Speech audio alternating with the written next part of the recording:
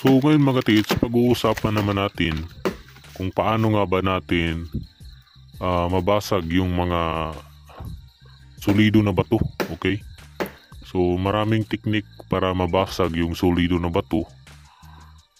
Pero isa sa mga paraan na mabasag nyo ito na walang ginagamit na pera, okay? Yung ano lang katiits, yung di mano-mano, okay, walang kagamitan na ginagamit. So maraming paraan para mabasag yung bato katiits, okay? So number one dyan is yung tinatawag natin na blasting, okay? Yan ay bato na binutasan tapos nilagyan ng bomba sa loob, mga dynamite, tapos yan pinasabog, okay? Pwede rin bala, okay? Barinahan yung bato tapos lagyan ng bala sa loob, pero delikado katiits, okay? Kailangan yan ng tamang proseso at tamang pag-aaral kung paano nga ba yung tamang paggamit ng bala, kasi delikado yun katiits, baka bumalik sa inyo yung bala, sa inyo tatama, okay? Meron yung mga proper way, may mga kagamitan na ginagamit para sa doon sa pagbasag na yun. At pangatlo is yung pidiring. Pidiring technique. Yan yung chisel o pang mga moel na malalaki. Tapos yung unang technique na ginawa dyan is barinahan yung bato. So nakalinya yan, straight, nasa mga 5 inch, pwede ring 10 inches bawat butas. So straight linya sa bato, and then lagyan ng malaking chisel o moel, okay? And then pagkatapos lagyan ng malaking moel, yung bawat gilid ng mga moel na yun is lagyan ng maliit, okay, maliit na bakal. So yan yung tinatawag na feathering. Kasi nung unang panahon, yung ginagamit nila, yung nilagay nila sa gilid is buhok ng manok, okay? Hindi bakal. Yung nilalagay nila sa may gilid is buhok ng manok. And then paglagay ng buhok ng manok, and then yun pinwersa, pinukpok yung malaking chisel, and then yun nabitak yung bato. So sabay-sabayan katiits. Halimbawa 5 butas, mayroong mga moel nakalagay, pwede rin ganun. Pero yung panghuli ay itong burning technique, okay? Fire, okay?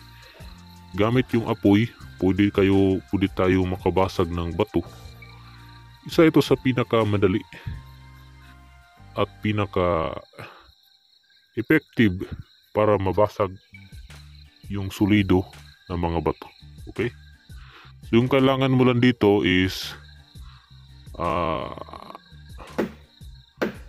kailangan mo dito ng panggatong na marami, okay? Tulad nito yung kinukuha ni katiits, yan ay mga patay na puno. So yan yung magandang gawing panggatong. So ito ay napakagandang mga panggatong nito. Pwede itong gawing panggatong kapag tayo ay maglilitson, okay? Yung ibang panggatong dito ay ginagamit namin sa pagsaing, okay? Yan napakagandang gawin itong panglitson ng panggatong. So ganito yung isa sa pinakamadaling technique, yung burning technique. Okay, so susunugin yung bato katiits, and then doon sa pagsunog, hindi ka basta-basta makasunog dyan, okay? Lagay ka lang ng panggatong tapos sunog agad, okay? Hindi yan ganun. Mayroong proper way para mas epektibo at mas successful yung pagsunog ng bato, okay? So dito ay babahagi natin sa inyo yung mga ilang technique. So mag-subscribe lang kayo para ma-update kayo. So ito ay babahagi muna natin yung kung paano kinukuha ni Katiits yung ating mga panggatong. So napakaraming panggatong nito Katiits, hindi yan maliliit. So yung buong bato talaga Katiits ay binalot ng panggatong. Okay, kailangan talaga yung balutin. So kapag magsusunog, yung unang mabibitak yan is yung cover. Ang mga bato na ginawa, yung mga rock enclosed treasure, yan ay mga masa na simento. Ang mabibitak niya lang is yung pinaka-cover, yung first layer ng bato. Layering kasi yan. First layer, malambot pa yan, kaya pa yung sunugin ng apoy. And then pagdating sa second layer, doon sa pinaka-lubas, doon sa gitna, napakatigas niyan Katiits. So yung kailangan gawin dito is kailangan talagang initin ng paunti-unti and then maso para mabasag yung mga bato. Okay, so dito tingnan nyo sa Katiits, halos 30 minutes siguro yung pagputol ng Katiits ito, gamit lang yung kanyang sundang. Okay, kung kanyang pantaga. Okay, so yan ay magandang panggatong kung tayo ay magsusunog. Panggatong na magandang gamitin din kung tayo ay maglilitson, litson baboy. Okay, panggatong sa pagsaing sa bahay. Okay, so ito yung pinakamagandang mga